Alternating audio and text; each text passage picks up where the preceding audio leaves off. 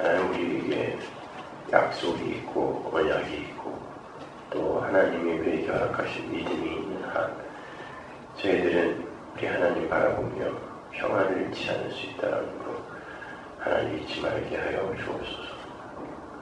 그때마다 내 상황과 환경 바라보지 말게 하시고 저 위에 보이지 않지만 나에게 믿음으로 와 있는 하나님 나라에 대한 소망을 우리가 가슴으로 볼 수 있게 하여 주시고 그러기 위해서는 우리가 하나님의 말씀을 올바로 이해해야 되겠습니다. 이 아침에도 우리의 눈과 귀를 열으셔서 하나님께서 우리에게 모든 일들에게 비밀로 감추어두신 그러나 우리에게는 열어주신 하나님 나라의 그 보배 같은 말씀을 이해시켜 주옵소서. 예수님 이름으로 기도합니다. 마태복음 13장 10절부터 13장 10절 제가 공부하겠습니다. 제자들이 예수께 나와 이르되 어찌하여 그들에게 비유로 말씀하시나이까? 대답하여 이르시되 천국의 비밀을 아는 것이 너에게는 허락되었으나 그들에게는 아니려나니 물을 있는 자는 받아 넉넉하게 되되 없는 자는 그 있는 것도 빼앗기리라. 네. 자, 하나님 나라에 대해서 우리가 계속 살펴보고 있는데 오늘 이제 하나님 나라 다섯 번째 하나님 나라의 비밀에 대해서 살펴보죠.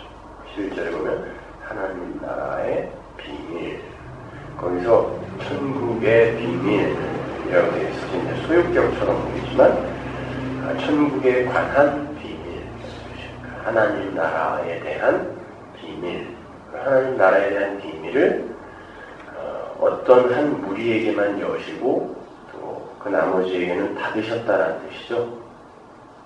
그 비밀이라는 단어 자체가 미스테리라는 뜻이에요. 무스테리온 헬라어로 그 무스테리온이 뭐냐면 당시 그 헬라 고대 시대 때에는 그 밀교라는 게 있었어요. 지금도 이제 밀교들이 많이 있는데 그 비밀 집단이죠.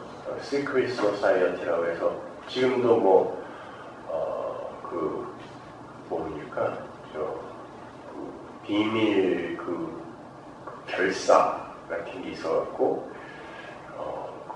국제적으로 이렇게 이제 사람들을 모아서 자기들의 조직들을 만들고 거기에 들어가려면은 어떤 의식을 행해야 되고 그런 어떤 또 자격이 있어야 되고 그런 사람들이 있어요. 지금도 있고 이제 혹자들은 그 사람들이 전 세계를 지금 백악관 뒤에 있는 파워 세력이라고 이야기를 하죠.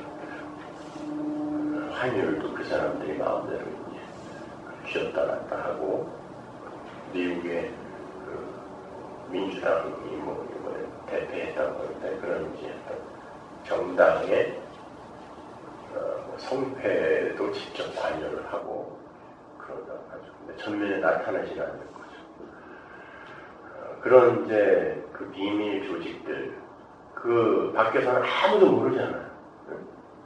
아무도 모르는데 그 안에 들어가서 거기에서 일정한 교육을 받고 그들이 이제 그들의 조직에 대해서 이제 설명해 줬을 때 이거구나 라고 이제 그들만 알게 되는 거예요. 고대 시대 때도 그런 집단들이 있었다. 그런 그 집단 그 단어를 예수님이 갖다 쓰신 거예요. 그러니까 어떤 소수에게만 열렸다는 뜻이에요. 하나님 나라가 뭔지에 대해서는 어떤 소수에게만 열렸다. 그러니까 다른 사람들은 전혀 못 알아듣는다는 뜻이에요. 근데 안다고 하는 사람들이 있어요. 오늘날도 마찬가지죠.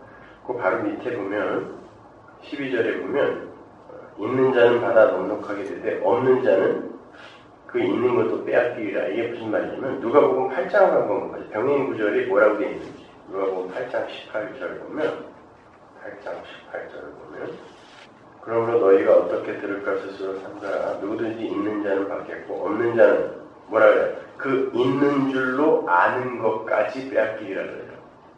응? 그러니까 없는 자는 그 있는 것도 빼앗기리라가 뭐냐면 그 있는 줄로 아는 자들이 있다는 거예요. 그러니까 원래 없는데 있는 줄로 아는 자, 그들이 이제 가짜 가라지들인 거죠. 어제 제가 그 CTS 방송에 가서 사회를 봤는데 설교하러 오는 줄 알고 갔더니 4시간짜리 무슨 방송에 사회를 보는데 초대 손님이 8명인가 있었어요. 그중에 이제 남가주 교회 협의회 회장 목사님부터 시작해서 각 교단의 대표 목사들이 나오고 이제 간증하는 사람들이 쭉 나왔어요. 헬렌 킬러병이라고 해서 눈도 멀고 귀도 먹고 말도 못하는 스무기라는 굿모닝 엔젤이라는 책이 있죠. 그 스무기 엄마도 나오고 그래서 제가 이제 인터뷰를 하는 거예요. 4시간 동안. 인터뷰를 하면서 이 중에 하나님을 아는 사람이 단 한 명도 없다는 걸 제가 확신을 했어요. 남가주 교회 협의회 회장이라는 사람은 뭐니 해도 뭐니가 최고야. 농담이라 보고 방송에 나와서 교회 협의회 회장이라는 사람이 그따위로 말하면 안 되죠. 정말 마이크로 그냥 한 대 때리고 싶더라고요. 너 같은 무식한 인간이 어떻게 목사가 돼서도 그것도 남가주 전체 교회 협의회 어떻게 회장이 됐냐. 속으로 한심해갖고 말이죠.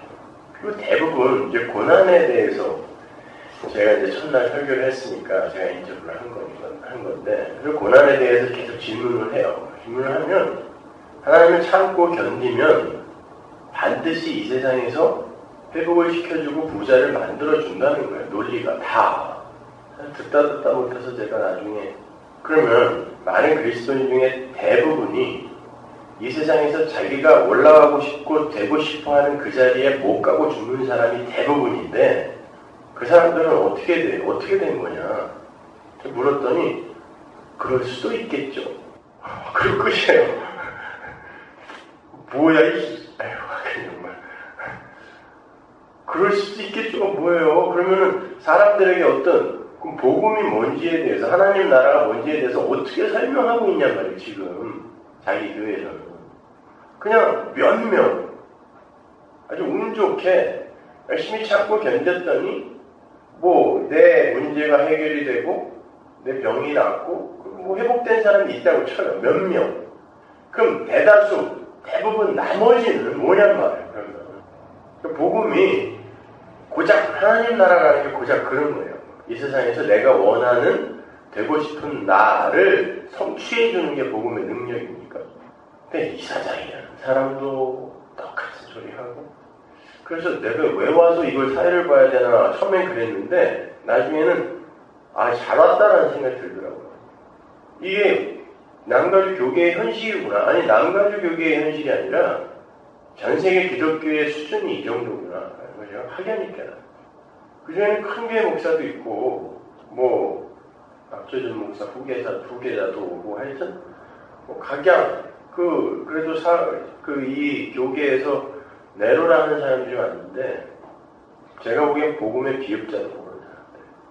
그래서 간혹 뭐 너무 이 분위기를 어렵고 무겁게 끌지 말라 그래서 그냥 일상적인 질문들을 던지다가 그러니까 네 맘대로 하세요 이렇게 던지다가 간혹 성경에 대해서 제가 가끔 한 마디 툭 던지면 제대로 대답한 사람이 한 사람도 없어요.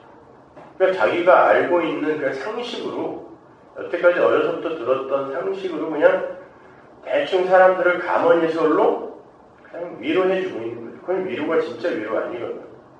그래서 제가 목사님들은 그러면은 그렇게 고난에 빠져있는 사람들을 말씀 속에서 어떻게 위로합니까? 어떻게 해야 사람들이 교인들이 위로를 받을까요? 그 고난 속에서. 하나님이 침묵하시는 것 같은 고난 속에서 어떻게 위로를 받을까요? 그랬더니 밥 먹을 때 옆에 앉아서 위로해 주면 된대. 그럼 위로를 받습니까? 제가 한국 가서 제가 사석에서는 참 부드럽고 그런 남자인데 왜 그 한국에 가서 그 신학생들한테 막 욕을 했냐면 걔네들이 똑같은 질문들을 저한테 해요.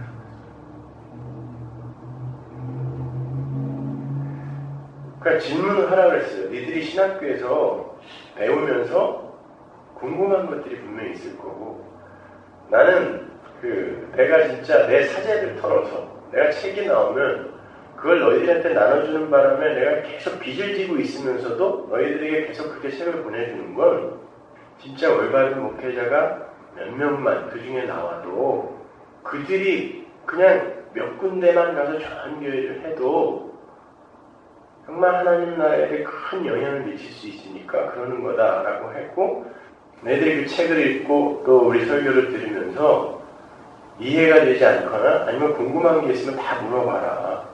그래서 무슨 신학적인 무슨 질문이나 아니면 성경에 대한 질문을 할 줄 알았더니 어떻게 해야 좋은 교회 부목사로 가서 거기에서 뭐 미국에 유학을 가고 거기에서 요즘 뭐 이제 한국에서 미국에서 공부한 사람들은 이제 목사로 자꾸 총빙하니까 어떻게 하면 이렇게 올 수 있냐, 한국으로 이렇게 갈 수 있냐, 뭐 이런 거. 그리고 미국에서는 목사님들한테 뭐 가스비 주냐, 뭐 어떤 교회는 뭐 전기세, 집에 있는 전기세, 뭐 기름값 다 내준다고 하는데 나중에 뭐 미국 가서 개척을 하면 그런 거를 어떻게? 그래갖고 제가 듣다 못하고 쌍놈 새끼들이 니들 다 신학교 그만둬라. 내가 진짜 너희 같은 놈들한테 내가 책 보내주고 점심값 대주고 하는 게 진짜 지금 여태 근히 10년을 그렇게 한 게 아주 통탄할 만큼 아깝다. 아니 목적이 그게 목적이라면 왜 목사를 하냐고. 신학교에 왜 와요? 공부 못하니까 온 거야. 그러니까 공부 못하니까 어디 갈 데는 없고 그냥 신학교에도 가가지고 요즘은 이화여대에서 목회자가 남편감 그 순위에서 아주 예전에 1위까지 했었대요. 얼마나 그냥 잘 쳐먹고들 살았는지. 남편 남편 후보감 랭킹이 1위. 뭐 자가용 그냥 시스템대로 바꿔줘. 기사가 새벽 기도에 탁 와가지고 대기하고 있어. 하루에 3번씩 세차해. 거기다가 그냥 애들 뭐 외국인 학교 다 보내줘. 아니 그러니까 거기다가 중간에 이거 명예퇴직 이런 것도 없잖아요. 거기다 요즘은 자식들한테 교회도 물려줘. 어떤 양반은 막 미국에서도 타기 힘든 벤틀리를 막 타고 다니니까 겉에서 보기엔 야 이거 뭐냐 괜찮다. 그러니까 신학교에 들어온 놈들이 전부 그런 어떤 망상을 갖고 오는 것 같아요. 그러니까 못 알아보고 지들이 모르니까 가르치질 못하는 거예요. 어제 제가 만난 인터뷰한 사람들도 전부 총신대 다 졸업하고 신학 박사들도 몇 명 있어요. 그런데 미국의 이민 역사 이런 거에 대해서는 이야기할 때 그냥 달변으로 잘 1903년부터 시작해서 하와이 이민을 시작해서 1950년은 어떻게 되고 저 어떻게 다 외웠냐 깜짝 놀랐는데 근데 복음에 대해서 물어보니까 하나도 모르는 거예요. 이거는. 그러니까 자기들이 지금 안다고 생각하는 거예요. 내가 안다고 생각하는 그것을 깨지 못하니까 여기서 다른 얘기를 하면 그걸 못 받아들이는 거예요. 남가주 교회협의회 회장이라는 사람은 인사를 하는데 난 처음 봤거든요. 그러니까 옆에 PD가 소개시켜줬어요. 이분이 서문학의 김성수 목사님이라 그러니까 그 설교 특이하게 하시는 분? 이러더라고요. 특이해요? 네, 특이하더라고. 특이한 거예요. 복음을 이야기하면 이제 특이한 거야. 그러니까 우리들이 얘기하는 거랑 달라. 그러니까 특이한 거예요. 참 아주 좋은 경험을 했네요. 밤늦게까지 있으면서 피곤해 죽겠는데 하나님이 그래도 좋은 거 가르쳐 주시는구나. 현실이 이래요. 근데 여러분이 한번 잘 생각해 보세요.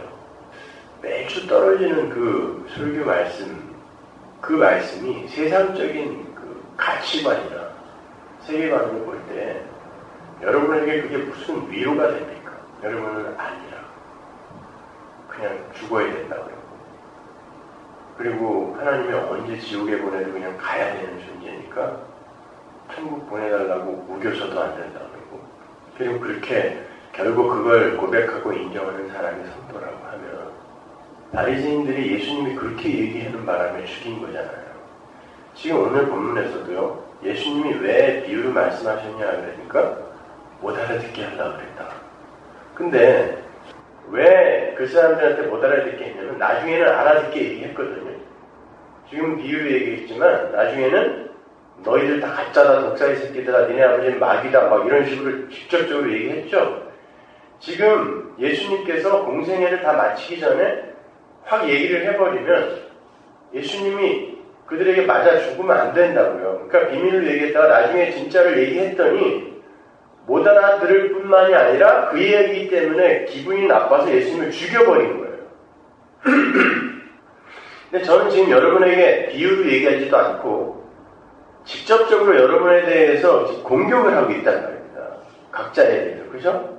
그런데 여러분이 왜 그 속에서 아픈데도 불구하고 어떻게 소망을 더욱더 공고히 하며 하나님 나라에 대한 어떤 그런 기대를 쌓아가게 되냐고요. 하나님이 그 비밀을 여러분에게 알리신 비밀을. 근데 고린도서에 보면 바울이 그 비밀이 언제 감추어졌냐면, 감추어졌다는 건 언제부터 있었다는 거 아니에요. 그죠? 미리 존재가 되어 있다는 얘기인데, 언제 감추어 놨냐면, 만세 전에 라는 단어를 써요. 바울. 그러니까 만세 전이라는 건 창세 전이거든요. 영원 속에서 하나님이 비밀을 감춰뒀는데 예수님이 뭐라 그러냐면 내가 그 비밀이다 그런다고요. 내가 그 비밀이다. 그러면 내가 그 비밀이라는 얘기는 예수 믿지 않으면 예수의 십자가의 피의 그 공로 의지하지 않으면 니들은 전부 죽어야 돼 라는 거거든요. 그게 만세전에 감추어둔 비밀이에요. 그 말은 모든 인간들의 그 존재성 챙기기에 여념이 없는 그 인간들의 존재성 자체를 다 무시해버리는 거예요. 그 비밀 자체가. 나는 뭔가 괜찮은 존재인 줄 알고 살아가고 있는 인본주의 속의 모든 인간들에게 니들은 다 아냐. 이게 비밀이거든요. 근데 그 비밀을 알려주게 되면은 사람들이 깜짝 놀라면서 기분 나빠하는 거예요. 자존심 상해하는 거예요. 그냥 하나님이 생명나무를 아예 감춰놓고 생명나무가 예수 그리스도잖아요. 그 생명나무만 먹어야 살아요. 근데 하나님이 감춰버렸어요. 화형검으로. 그리고 예수의 십자가로 말미암아 그 휘장을 찢었는데 그게 화형검과 그룹이거든요. 근데 그거를 믿음으로 그게 열렸다는 걸 믿음으로 인정하는 자만 그리로 들어가는 거예요. 아니면 여전히 화형검으로 감춰져 있는 거예요, 그것이. 그래서 예수님이 그러죠. 지혜 있는 자들에게는 다 감추어놨는데 어린 아기에게만 열어놨다고요. 어린 아기는 누구냐면 아버지 절대 의존자로 살 수밖에 없는 자. 그 자들에게만 여신다. 천국의 비밀. 그러니까 예수 의지하지 않으면 다 죽습니다. 이게 천국의 비밀이에요. 그러니까 여러분은 예수만 꼭 붙드시면 돼요. 다른 거 하나도 필요 없어요. 그럼에도 불구하고 우리는 절대 그걸 인정하지 못해요. 그러니까 왜 사람들이 그걸 못 알아듣냐? 그 밑에 보면은 완악하여 그래서 15절에 보면 백성이 마음이 완악하여. 그걸 원어 그대로 번역을 하면 심장에 기름이 끼었다 하는 뜻이에요. 심장에 기름이 끼었다. 그 말은 이 세상 속에서 하나님이 그냥 하나님의 그 계시를 언약을 완성시키기 위해 잠시 존속하고 있는 이 역사 속에서 인간들이 문명을 만들어갖고 자기들의 왕됨을 추구하려고 하는 그 모든 역사의 소산물들을 그냥 지가 먹어야 할 양식인 줄 알고 그것들에 만족하며 사는 상태를 심장에 기름이 낀 상태라고 하는 거예요. 심장에 기름이 끼면 금방 죽습니다, 여러분. 지방심장이라고 했죠. 지방간보다 더 무서운 게 지방심장. 그 말에 지방심장이라는 뜻이 이것이. 언어를 보면. 그러니까 그 사람이 이미 죽은 목숨인 거죠. 이 세상에 그 어떤 것도 여러분이 의지해서는 안 돼요. 그걸 깨고 들어오는 게 하나님의 말씀이거든요. 거기에는 가족도 포함이 되고 돈도 포함이 되고 뭐 여러 가지 관계도 포함이 되고 교회도 포함이 되고 그 어떤 것도 여러분의 힘이 되면 안 돼요. 사람들이 이 교회가 여러분의 힘이 되면 안 됩니다라고 이야기하면 굉장히 의아하게 생각하시는데 여러분은 교회를 우상화시키면 안 돼요. 그게 역사 전체가 행했던 오류인데 교회 자체가 어떤 여기는 올바른 교회야, 여기는 뭐 괜찮은 사람들이 모이는 교회 이렇게 우상화되면 안 돼요. 하나님이 언제 여기 계실지 몰라요. 자꾸 그렇게 우리가 교회를 지켜 세우면 우리는 이 세상 어떤 것으로도 내 나라는 존재에 살을 찌우는 것으로 쓰면 안 돼요. 계속 토해내는 훈련을 시키시는 거예요. 하나님. 자식에게도 자꾸 정을 띠게 하시고 돈에서도 정을 띠게 하시고 그럼에도 불구하고 정신 못 차리는 우리를 보면서 우리는 예수의 십자가를 점점 의지하게 되고 이게 그냥 신앙생활이에요. 다른 건 하나도 없어요.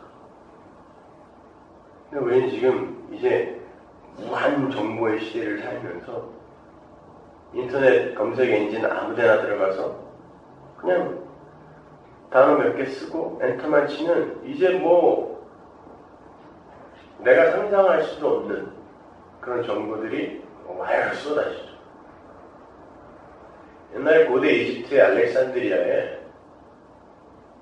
지금 있는 그 라이브러리 도서관에 원형격인 도서관이 있었어요. 거기에 파피루스가 수십만 권이 있었다는데 그거 지금 그게 이제 불타서 없어졌거든요. 만약에 그거 불타서 없어지지 않았으면 지금 아마 우리가 이건 참 미스테리야, 참 모르겠다라고 했던 그런 것들이 아마 굉장히 많이 풀렸을 거예요. 거기에 어마어마한 그 정보들이 소장이 되어 있었는데 다 불타버렸어요. 아마 그거 남아있었으면 오늘날 목사들이 더 공부를 더 많이 해야 됐을 거예요. 아마 잘 탔어야지. 근데 그거와 비교도 할 수 없는 그런 정보들이 인터넷에 떠돌게 되죠. 위키피디아라는 거 알죠, 여러분? 인터넷 그 집단 지성이라고 그러죠. What I know, 내가 아는 것을 다 올려놓는 거예요, 사람들이. 그게 인사이클로피디아, 그 백과사전, 집단 지성 백과사전이 위키피디아. 근데 그게 이 현존하는 어떤 백과사전보다 확실해요. 인터넷 백과사전이. 그리고 전문성도 있어요. 요즘 그런 거 아세요, 여러분? 기업에서요, 이제 수많은 전 세계 과학자들이 있잖아요. 그러면 어떤 것을 개발하려고 하다가 이게 잘 안 되잖아요? 그럼 웹사이트에다가 거기에 대한 해결책을 올리는 사람에게 10억을 준다. 올려놓잖아요? 그러면 그 밑에 거기에 대한 해결책을 댓글로 과학자들이 쫙 달아요. 그러면 물론 이제 비공개로 달죠. 그 중에 해답이 분명히 있대요. 그러니까 이제 사람들을 막 고용해갖고 그냥 연봉 20억씩 주고 이렇게 안 해도 되는 거예요. 집단지성. 인간들이 이제 마귀를 머리로 하여 거대한 하나의 세력으로 뭉치고 있는 거예요. 그리고 그들이 정의하는 게 이제 선이 되는 거예요. 그리고 그들이 정의하는 게 악이 되는 거예요. 그러니까 절대 진리가 설 수 있는 공간이 없어지는 거예요. 왜냐면 그 집단 지성이 진리가 되는 겁니다. 근데 대부분 그들은 불신자란 말이에요. 그러니까 세상은 그들에게 끌려가는 거예요. 그러니까 프리메이슨 같은 그런 집단이 지금 전 세계를 특히 미국의 머리라고 하는데 그 1불짜리에 나오죠? 맨 꼭대기 탑 위에 이렇게 눈가랑 딱 그려 있잖아요. 그게 프리메이슨 기구거든. 미국은 동원회까지 들어가 있어 그런들. 이 돈 이거 우리 거야. 그러니까 그러한 어떤 이 세계를 움직이는, 그래서 세상 사람들은 뭐라고 해요? 불순종의 영. 그들에게 순종했던 너희, 그러죠. 그러니까 누구에게 지금 끌려가는 집단이.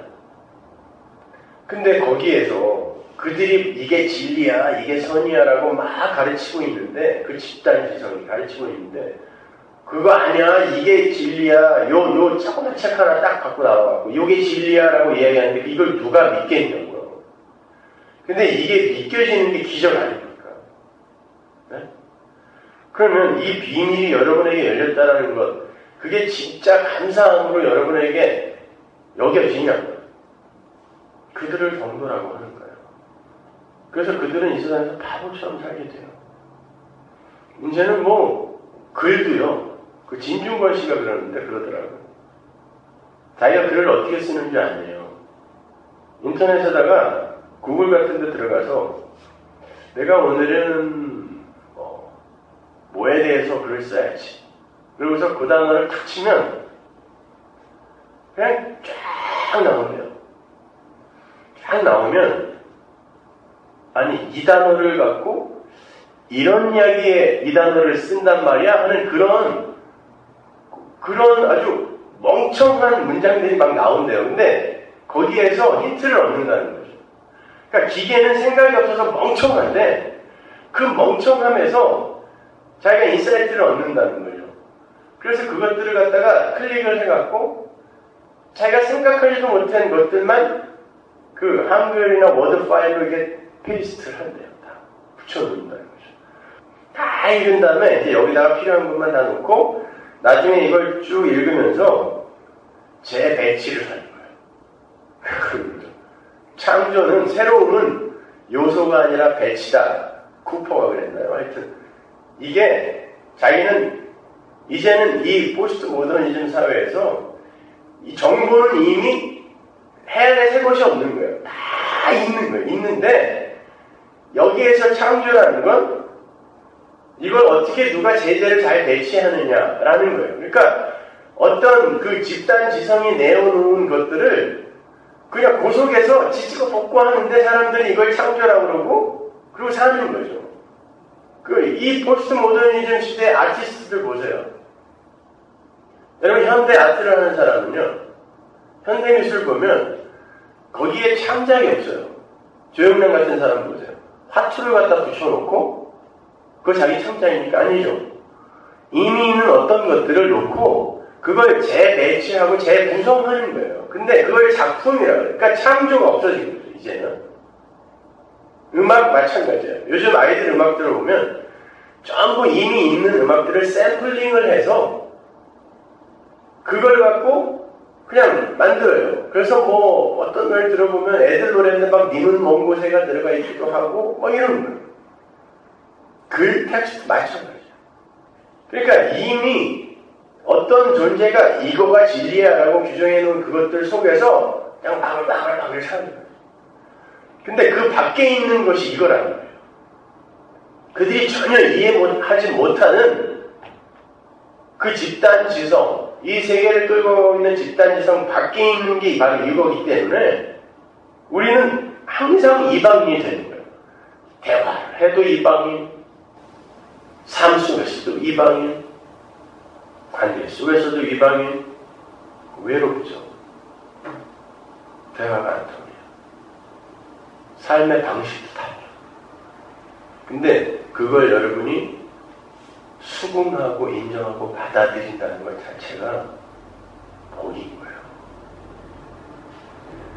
그러니까 여러분이 지금 역사 속에서 겪고 있는 여러 가지 사건이나 환경이나 상황 같은 것들, 그런 것들은 그냥 신기루라고 보시면 돼요. 원래 그건 잡으면 없어지는 거예요. 근데 그냥 지금 내 오감으로 감지가 될 뿐이지 그건 우리에게 교육용으로 잠깐, 그러니까 이 묵시의 완료된 묵시의 시뮬레이션이라고 생각하시면 돼요. 그건 없는 거예요. 그게 여러분을 궁극적으로 아프거나 아프게 하거나 멸망시킬 수 없다는 걸 절대 잊지 마시고, 그렇다고 해서 우리가 참을 수 있다는 말은 또 아니에요. 못 참을 거예요.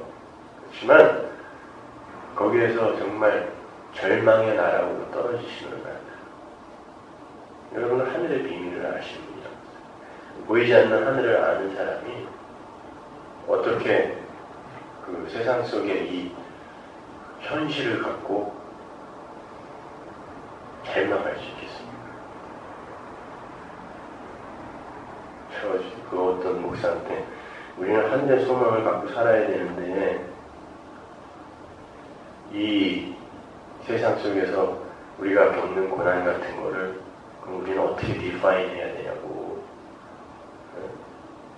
물었어요. 넌지시 어떻게 하늘의 소망만 갖고 살아요?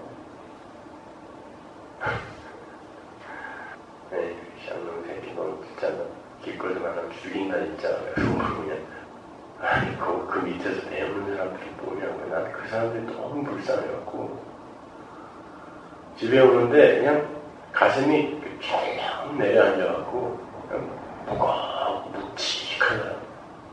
어떻게 하늘의 소망만 갖고 삽니까? 무슨 말이에요?